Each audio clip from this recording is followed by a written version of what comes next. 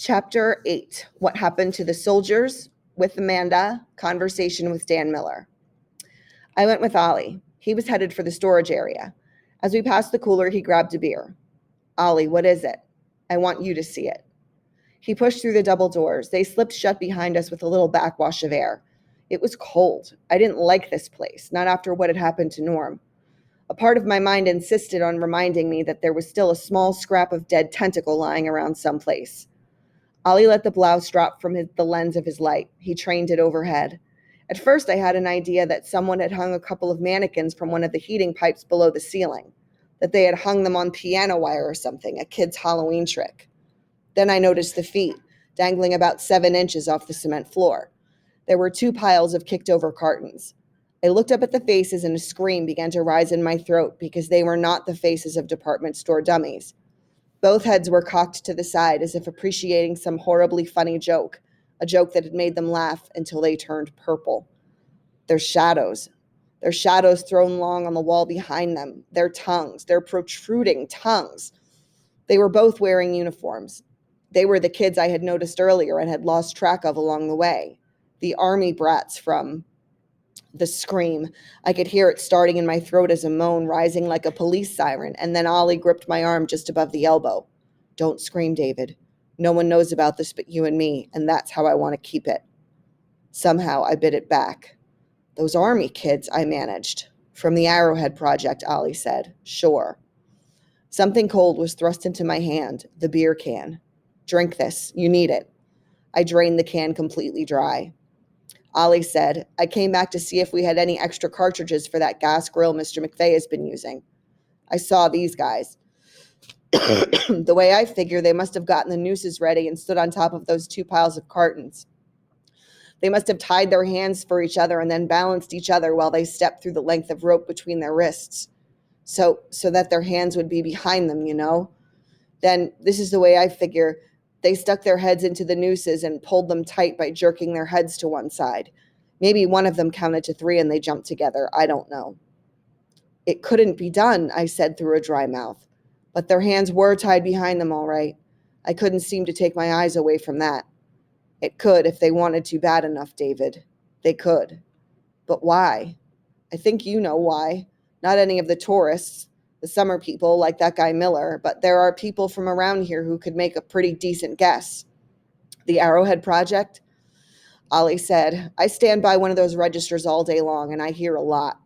All this spring I've been hearing things about that damned Arrowhead thing, none of it good. The black ice on the lakes. I thought of Bill Giasti leaning in my window, blowing warm alcohol in my face. Not just atoms, but different atoms. Now, these bodies hanging from that overhead pipe, the cocked heads, the dangling shoes, the tongues protruding like summer sausages. I realized with fresh horror that new doors of perception were opening up inside. New? Not so. Old doors of perception. The perception of a child who has not yet learned to protect itself by developing the tunnel vision that keeps 90% of the universe. Children see everything their eyes happen upon, hear everything in their ears range. But if life is the rise of consciousness, as a cruel work sampler my wife made in high school proclaims, then it is also the reduction of input. Terror is the widening of perspective and perception.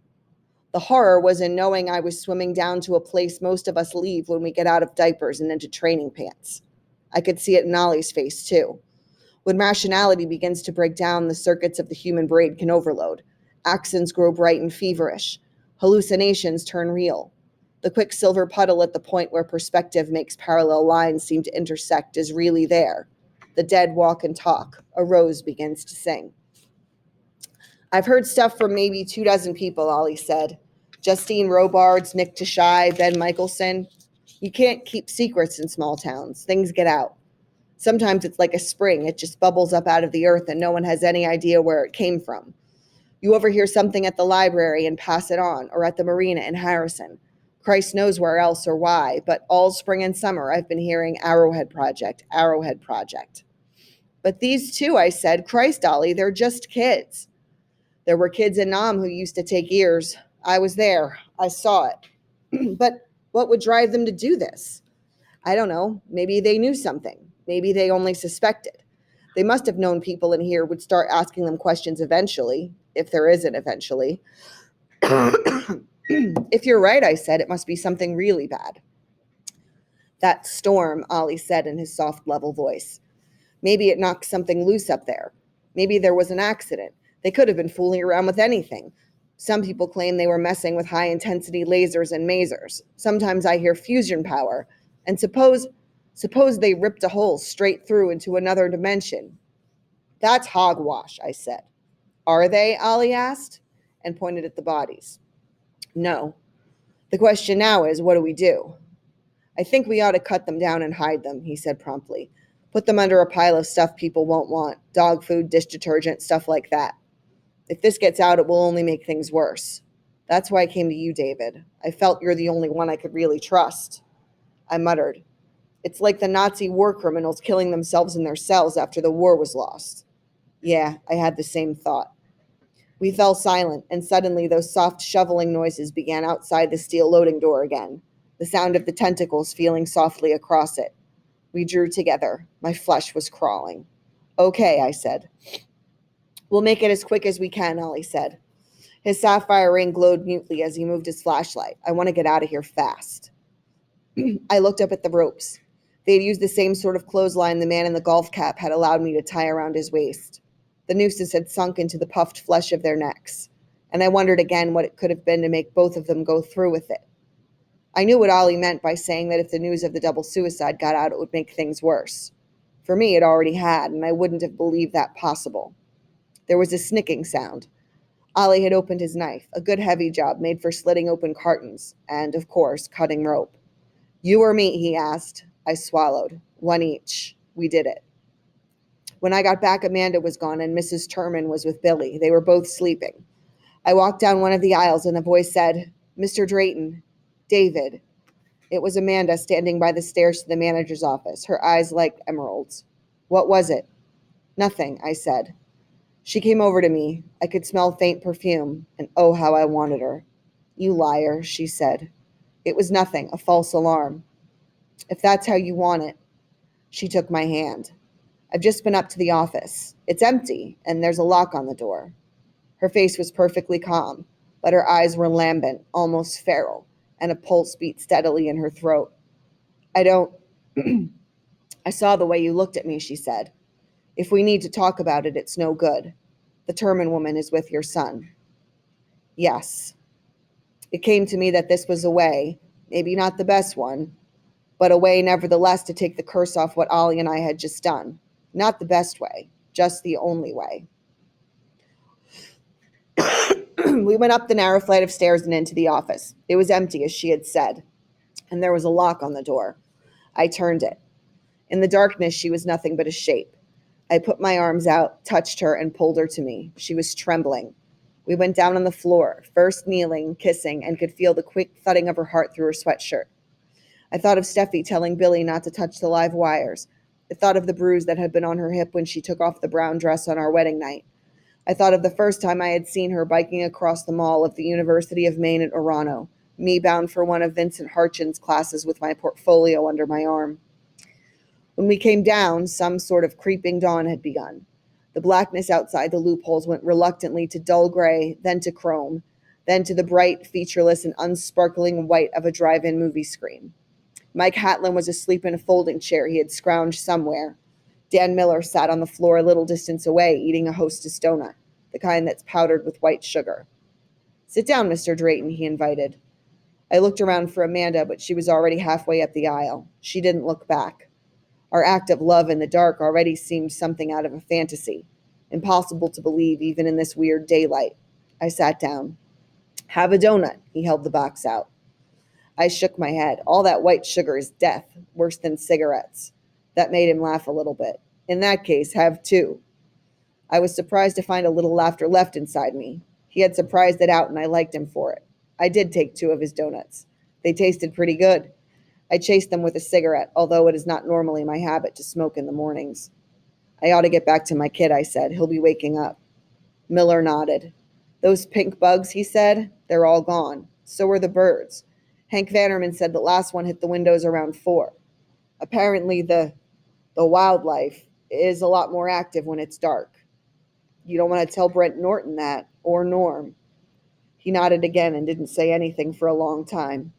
Then he lit a cigarette of his own and looked at me. We can't stay here, Drayton, he said. There's food, plenty to drink. The supplies don't have anything to do with it, and you know it. What do we do if one of the big beasties out there decides to break in instead of just going bump in the night? Do we try to drive it off with broom handles and charcoal lighter fluid? Of course he was right. Perhaps the mist was protecting us in a way, hiding us. But maybe it wouldn't hide us for long, and there was more to it than that. We had been in the Federal for 18 hours, more or less, and I could feel a kind of lethargy spreading over me. Not much different from the lethargy I've felt on one or two occasions when I've tried to swim too far. There was an urge to play it safe, to just stay put, to take care of Billy, and maybe to bang Amanda Dumfries in the middle of the night, a voice murmured, to see if the mist wouldn't just lift, leaving everything as it had been.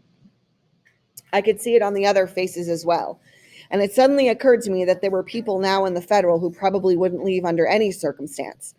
The very thought of going out the door after all that had happened would freeze them. Miller had been watching these thoughts cross my face, maybe. He said, there were about 80 people in here when the damn fog came. From that number, you subtract the bag boy, Norton, and the 4 people that went out with him, and that man Smalley. That leaves 73. And subtracting the 2 soldiers, now resting under a stack of Purina puppy chow bags, it made 71. Then you subtract the people who have just opted out, he went on. There are 10 or 12 of those, say 10. That leaves about 63. But, he raised one sugar-powdered finger, of those 63, we've got 20 or so that just won't leave. You have to drag them out, kicking and screaming. Which all goes to prove what? That we've got to get out, that's all. And I'm going. Around noon, I think. I'm planning to take as many people as will come. I'd like you and your boy to come along. After what happened in Norton? Norton went like a lamb to the slaughter. That doesn't mean I have to, or the people who come with me. How can you prevent it? We have exactly 1 gun. And lucky to have that. But if we could make it across the intersection, maybe we could get down to the Sportsman's Exchange on Main Street. They've got more guns there than you could shake a stick at. That's 1 if, and 1 maybe too many. Drayton, he said, it's an iffy situation. That rolled very smoothly off his tongue, but he didn't have a little boy to watch out for. Look, let it pass for now, okay? I didn't get much sleep last night, but I got a chance to think over a few things. Want to hear them? Sure. He stood up and stretched. Take a walk over to the window with me. We went through the checkout lane nearest the bread racks and stood at one of the loopholes. The man who was keeping watch there said, the bugs are gone. Miller slapped him on the back. Go get yourself a coffee. And, fella, I'll keep an eye out. Okay, thanks. He walked away and Miller and I stepped up to his loophole. So tell me what you see out there, he said. I looked. The litter barrel had been knocked over in the night, probably by one of the swooping bird things, spilling a trash of papers, cans, and paper shake cups from the Dairy Queen down the road all over the hot top. Beyond that, I could see the rank of cars closest to the market fading into whiteness. That was all I could see, and I told him so. That blue Chevy pickup is mine, he said. He pointed, and I could see just a hint of blue in the mist. But if you think back to when you pulled in yesterday, you'll remember that the parking lot was pretty jammed, right? I glanced back at my Scout and remembered I had only gotten the space close to the market because someone else had been pulling out. I nodded. Miller said, now couple something else with that fact, Drayton. Norton and his 4, what do you call them? Flat earthers. Yeah, that's good, just what they were. They go out, right? Almost the full length of that clothesline. Then we heard those roaring noises, like there was a goddamn herd of elements out there, right? It didn't sound like elephants, I said. It sounded like something from the primordial ooze was the phrase that came to mind, but I didn't want to say that to Miller. Not after he had clapped that guy on the back and told him to go get a coffee. And like the coach jerking a player from the big game. I might have said it to Ollie, but not to Miller. I don't know what it sounded like, I finished lamely. But it sounded big. Yeah, it had sounded pretty goddamn big. So how come we didn't hear cars getting bashed around, screeching metal, breaking glass? Well, because I stopped. He had me. I don't know. Miller said, no way they were out of the parking lot when whatever it was hit them. I'll tell you what I think. I think we didn't hear any cars getting around because a lot of them might be gone, just gone, fallen into the earth, vaporized, you name it. Strong enough to splinter these beams and twist them out of shape and knock stuff off the shelves, and the town whistle stopped at the same time. I was trying to visualize half the parking lot gone, trying to visualize walking out there and just coming to a brand new drop in the land where the hot top with its neat yellow lined parking slots left off. A drop, a slope, or maybe an out and out precipice falling away into the featureless white mist. After a couple of seconds, I said, "If you're right, how far do you think you're going to get in your pickup?" I wasn't thinking of my truck. I was thinking of your four-wheel drive. That was something to chew over, but not now. What else is on your mind? Mike was eager to go on. The pharmacy next door. That's on my mind. What about that? I opened my mouth to say I didn't have the slightest idea what he was talking about and then shut it with a snap. The Bridgeton pharmacy had been doing business when we drove in yesterday. Not the laundromat, but the drugstore had been wide open, the doors chocked with rubber doorstops to let in a little cool air. The power outage had killed their air conditioning, of course. The door to the pharmacy could be no more than 20 feet from the door to the Federal Market. So why haven't any of those people turned up over here? Miller asked me. It's been 18 hours. Aren't they hungry? They're sure not over there eating Dristan and Stay Free mini pads. There's food, I said. They're always selling food items on special. Sometimes it's animal crackers, sometimes it's those toaster pastries, all sorts of things, plus the candy rack. I just don't believe they'd stick with stuff like that when there's all kinds of stuff over here. What are you getting at? What I'm getting at is that I want to get out, but I don't want to be dinner for some refugee from a grade B horror picture. 4 or 5 of us could go next door and check out the situation in the drugstore as sort of a trial balloon. That's everything? No, there's one other thing. What's that? Her, Miller said simply, and jerked his thumb toward one of the middle aisles. That crazy see you next Tuesday. That witch. It was Mrs. Carmody he had jerked his thumb at. She was no longer alone. 2 women had joined her. From their bright clothes, I guess they were probably tourists or summer people, ladies who had maybe left their families to just run into town and get a few things, and were now eaten up with worry over their husbands and kids. Ladies eager to grasp at almost any straw, maybe even the black comfort of a Mrs. Carmody. Her pantsuit shone out with its same baleful resplendence. She was talking, gesturing, her face hard and grim. The 2 ladies in their bright clothes, but not as bright as Mrs. Carmody's pantsuit, no, and her gigantic satchel of a purse was still tucked firmly under one doughy arm, were listening raptly. She's another reason I want to get out, Drayton. By night she'll have 6 people sitting with her. If those pink bugs and the birds come back tonight, she'll have a whole congregation sitting with her by tomorrow morning. Then we can start worrying about who she'll tell them to sacrifice to make it all better. Maybe me, or you, or that guy Hatlin, maybe your kid. That's idiocy, I said. But was it? The cold chill crawling at my back said, not necessarily. Mrs. Carmody's mouth moved and moved. The eyes of the tourist ladies were fixed on her wrinkled lips. Was it idiocy? I thought of the dusty stuffed animals drinking at their looking-glass stream. Mrs. Carmody had power. Even Steph, normally hard-headed and straight from the shoulder, invoked the old lady's name with unease. The people in this market are going through a Section 8 experience for sure, Miller said. He gestured at the red-painted beams framing the show window segments, twisted and splintered and buckled out of shape. Their minds probably feel like those beams look. Mine sure as shit does. I spent half of last night thinking I must have flipped out of my gourd, that I was probably in a straitjacket in Danvers raving my head off about bugs and dinosaur birds and tentacles, and that it would all go away just as soon as the nice orderly came along and shot a wad of Thorazine into my arm. His small face was drained and white. He looked at Mrs. Carmody and then back at me. Tell you, it might happen. As people get flakier, she's going to look better and better to some of them, and I don't want to be around if that happens. Mrs. Carmody's lips moving and moving, her tongue dancing around her old lady's snaggle teeth.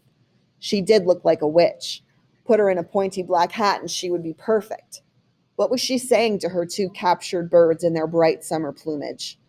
Arrowhead Project? Black Spring? The abominations from cellars of the earth? Human sacrifice? Bullshit. All the same. So what do you say? I'll go this far, I answered him. We'll try going over to the drug. You, me, Ollie if he wants to go, one or two others. Then we'll talk it over again. Even that gave me the feeling of walking out over an impossible drop on a narrow beam. I wasn't going to help Billy by killing myself. On the other hand, I wasn't going to help him by just sitting on my ass either. 20 feet to the drugstore. That wasn't so bad. When? He asked. Give me an hour. Sure, he said.